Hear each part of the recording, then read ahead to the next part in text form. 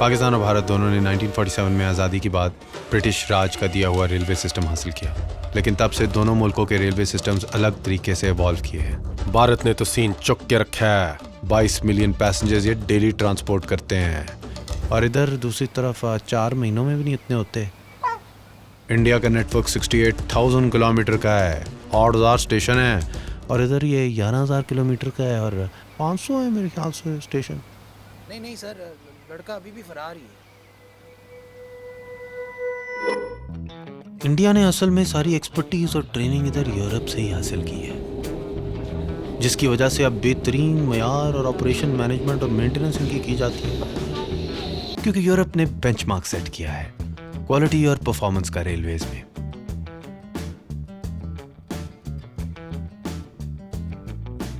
India ने इनकी practices study की कि टाइम की पाबंदी, एतबार, मुसाफिर को हिफाजत फील हो कि वो अपनी मंजिल तक पहुंच जाएगा।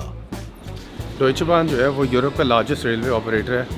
30,000 से ज़्यादा किलोमीटर के अंदर ट्रैक्स ले डाउन किए गए, 2 बिलियन से ज़्यादा पैसेंजर्स हर साल ये ट्रांसपोर्ट करता है। पहली हाई स्पीड ट्रेन 1980s में जर्मन्स ने इन्वेंट की थी, और सीमेंस नाम की एक कंपनी है, उनने इंटरसिटी एक्सप्रेस आइस, जिस पे हम जा रहे होंगे, वो ईजाद की थी।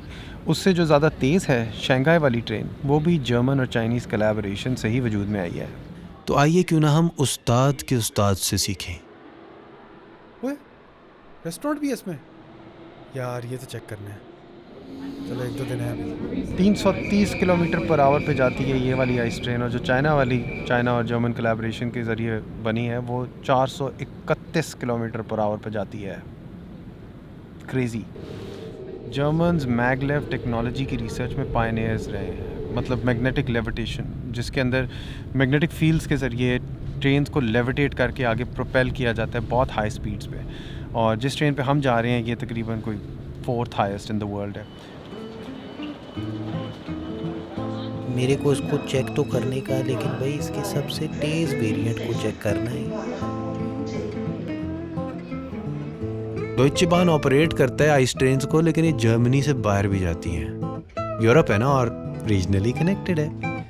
Austria, Switzerland, France, Netherlands, Denmark, England तक जाती है ये आइस ट्रेन।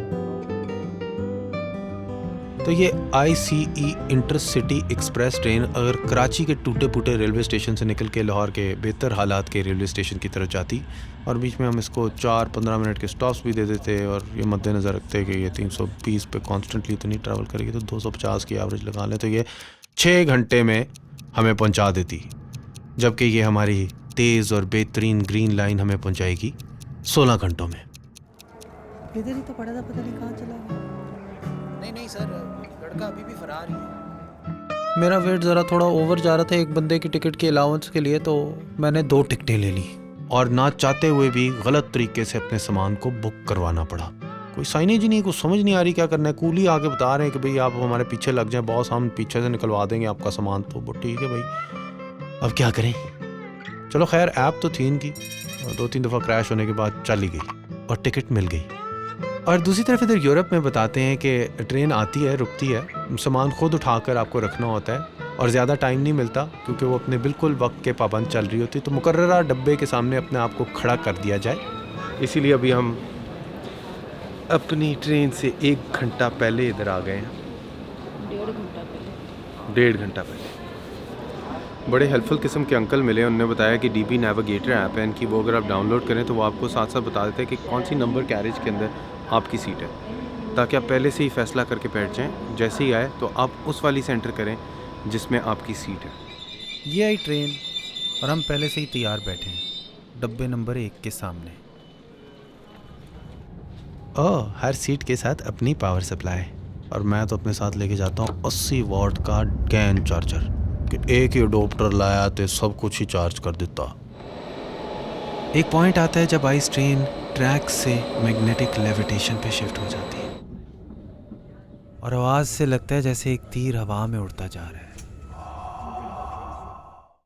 एक पॉइंट आता है जब पाकिस्तान की ट्रेन का फंसा हुआ हैंडल चलने लगता है, और ट्रेन भी रफ्तार पकड़ने लगती है कि एक दगड़ दगड़ दगड़ दगड़ की आवाज़ ताल पकड़ने लगती है।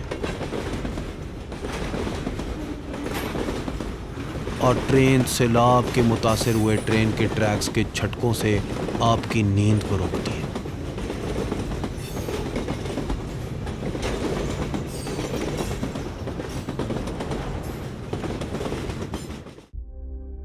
Leaders in innovation in railway signalling systems भाई, जर्मन कंपनीज सीमेंस, बॉश जैसी इनने बड़ी मेजर कंट्रीब्यूशन की है एडवांस रेलवे सिग्नलिंग सिस्टम्स को बनाने में। दूसरी तरफ पाकिस्तान के रेलवे सिग्नल सिस्टम्स इतने मैनुअल है कि लोकल इलाके के लोग कई दफ़ा खुद ही आके छेड़ जाते हैं उन्हें, और इस तरह एक्सीडेंट्स भी हो जाते हैं। मैं तो बर्थ में रह रहा हूँ, लेकिन ये चाइनीज़ पार्लर डब्बा भी अच्छा है। आ रहे तो बटन भी दबते हैं यहाँ पे। रेलवे की प्रोक्योरमेंट में इरेगुलरिटीज़ हैं कि 69 लोकोमोटिव्स ली पाकिस्तान ने चाइना से, जिनमें से बहुत सी डिफेक्टिव रिपोर्ट की गई और शुरू में ही फेल हो गई। और तब के रेलवे मिनिस्टर गुलाम अहमद का नाम एक मल्टी बिलियन स्क्रैप स्कैंडल में मेंशन कर दिया नायब ने। आपका क्या ख्याल है जो प्राइवेट कैपिटलिस्ट हैं वो नहीं करप्शन कर रहे? मैं आपको बता, टैक्स डिफॉल्ट्स देख लें, लोन डिफॉल्ट्स आप देख लें, लोन राइट ऑफ्स आप देख लें, बहुत बड़े पैमाने पर जो टॉप लेवल के कैपिटलिस्ट हैं और ब्यूरोक्रेट्स हैं और गवर्नमेंट के लोग हैं वो एक दूसरे के साथ इस तरह हैं। तो ये कल्चर बन गया है हमारी पूरी एलीट का, पब्लिक और प्राइवेट का, कि जहाँ से भी कट कॉर्नर करके स्क्रैप बेच के एसेट बेच के हम पैसे बना लें तो वो हम बनाएंगे। वो पब्लिक सेक्टर में भी उतना ही है जितना वो प्राइवेट सेक्टर में। काफी सारे वेस्टेड इंटरेस्ट्स इन्वॉल्व हैं जो कि प्राइवेट सेक्टर ट्रांसपोर्टेशन साइड के अंदर हैं। NLC, the National Logistics Cell, being one of the bigger ones in that, right? So the military plays a big role in the trucking industry in Pakistan, which is a direct competitor to railways in the sense that railways make money primarily not by moving people, they make money by moving cargo. तो freight का alternative जो है वो trucking है। Trucking के अंदर आपका NLC और बॉयज और ये सारी चीज़ें शामिल हो जाती हैं। तो एक रीज़न अंडरमाइनिंग रेलवे का ये था कि दूसरी तरफ इकोनॉमिक इंटरेस्ट पॉलिटिकली और मिलिटरीली काफ़ी स्ट्रांग है। देखिए जी, 50s के अंदर ही पाकिस्तान और इंडिया का जो डेवलपमेंट मॉडल था ना वो डाइवर्ज कर गया और बहुत उसमें दो मुख्तलिफ मॉडल्स जो हैं वो दोनों कंट्रीज़ ने अडॉप्ट कर ली। अब इंडिया ने जो मॉडल अडॉप्ट किया वो ये था कि नंबर 1 हम इंपोर्ट सब्सिट्यूट इंडस्ट्रियलाइजेशन करेंगे, हम सेल्फ सफिशिएंसी की तरफ जाएंगे, हम पब्लिक सेक्टर को इनलार्ज करेंगे और जो चीज़ हम खुद बना सकते हैं चाहे वो हमें महंगी पड़े, हमने खुद बनानी सीखनी है। और इस मकसद के लिए उन्होंने कहा कि हम एक बहुत बड़ा यूनिवर्सिटी इंफ्रास्ट्रक्चर बनाएंगे, जवाहरलाल नेहरू यूनिवर्सिटी हो या IIT कैंपसेस हों या ये हो या वो हो। इसी तरह उन्होंने पब्लिक सेक्टर के हवाले से भी उस पर इन्वेस्टमेंट करते गए। रेलवेज़ इंडिया के लिए एक किस्म का नेशनल प्रोजेक्ट बन गया कि इंडिया ने इंटीग्रेट ही नहीं होना रेलवेज़ के बगैर, तो उन्होंने रेलवेज़ पे खूब इन्वेस्ट किया। आज भी मैं इंडिया में रेलवेज़ पे ट्रैवल कर चुका हूँ, उनका रेलवे जो है ना इंफ्रास्ट्रक्चर हमसे बहुत बेहतर है। हमने जो मॉडल उसके बरक्स अपनाया वो ये था कि हम फॉरेन फाइनेंसिंग पे चलेंगे, क्योंकि उस वक्त कोल्ड वॉर थी, यूब खान को बड़ी सारी फॉरेन फाइनेंसिंग मिल रही थी। उससे हमने ये कहा कि हमने बेसिकली प्राइवेट सेक्टर को खड़ा करना है। पब्लिक सेक्टर के ऊपर उनकी तवज्जो भी नहीं थी और उन्होंने इन्वेस्टमेंट भी नहीं की। अंडे ले लो, दूध ले लो, सोडा ले लो, चने ले लो, चाय ले लो, 10 रुपए की चाय, 10 रुपए की चाय, 2 रुपए का कावा। सुना है कुछ ही दिन पहले यहाँ पे सिलेंडर थे ट्रेन के अंदर जो फट गए और एक बंदा हलाक हो गया। मैं ज़रा डाइट पे हूँ, थैंक यू।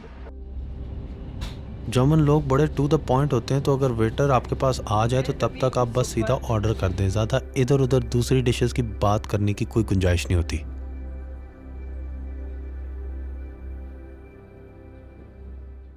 AC की कूलिंग बहुत मुनासिब है। पावर सप्लाई नहीं है लेकिन टीवी तो दिया है जिसके अंदर कुल 4 चैनल आते हैं। चलो 4, 3 से तो ज़्यादा है। ये एक चीज़ है जो आपको बाहर की दुनिया में नहीं मिलेगी, यारियाँ, दोस्तियाँ और जिगरियाँ। आपका पहला एक्सपीरियंस है? नहीं, मेरा दूसरा एक्सपीरियंस है। फर्स्ट एक्सपीरियंस है, सो फार सो गुड। सिगरेट पीने वाले लोगों को बड़ी खुशी होगी कि यहाँ पे एक कंपार्टमेंट है जहाँ पे आप जाके सिगरेट पी सकते हैं। वहाँ पे एस्ट्रे भी लगी हुई दीवार में से निकल आती है। ये यूरोप में सहूलत नहीं थी। यूरोप में आपको जब स्टॉप मिलता था तो मेरे साथ जो बैठा हुआ था इंसान वो सीधा बाहर भाग के खड़ सिगरेट पीता था और ठक वापस भाग के अंदर आता था।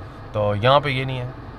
दरवाजे भी आपने देखे खुले हुए हैं। सेफ्टी वगैरह के मामले में ये थोड़ा सा डेंजरस है कि आपको क्या पता यार किस तरह की हालत में मदहोश लोग फिर रहे होते हैं, बाहर गिर जाएं। गोटकी में 2021 में क्रैश हुआ जिसमें 150 लोगों ने अपनी जान खोई, और 2019 में तेज़गाम ट्रेन पे आग लगी और 70 लोग जल गए। यार ये वाक़यात सीरियस सेफ्टी और ओवरसाइट के इश्यूज़ को हाईलाइट करते हैं पाकिस्तान रेलवेज़ की।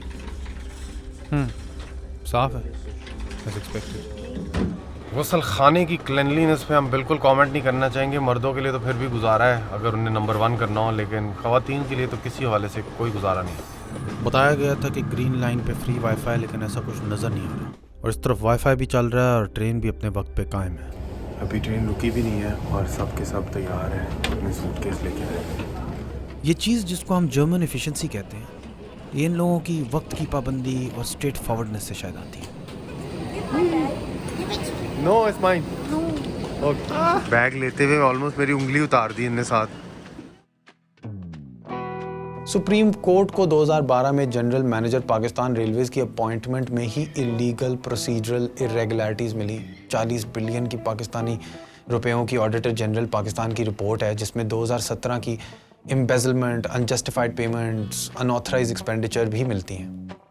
कराची में एक ट्रैम चलती थी जो कि 1975 में बंद हो गई। दुनिया में वैसे भी ट्रैम्स का ट्रेंड कम हो रहा था और साथ में कराची सर्कुलर रेलवे की आमद हुई यहाँ पे, जिसकी वजह से शायद और भी बंद होने के सबब इसको मिले। वो भी मगर 1994 में बंद हो गई। ये सर्कुलर रेलवे कराची के लोगों को इंडस्ट्रियल कमर्शियल इलाकों के साथ कनेक्ट करती थी। अब उसकी रिवाइवल का प्रोजेक्ट चल रहा है, जिसमें वो अब 50 किलोमीटर की होगी। पिछले नेटवर्क को एक्सपैंड किया जाएगा ताकि वो अब एयरपोर्ट के साथ भी कनेक्टेड हो।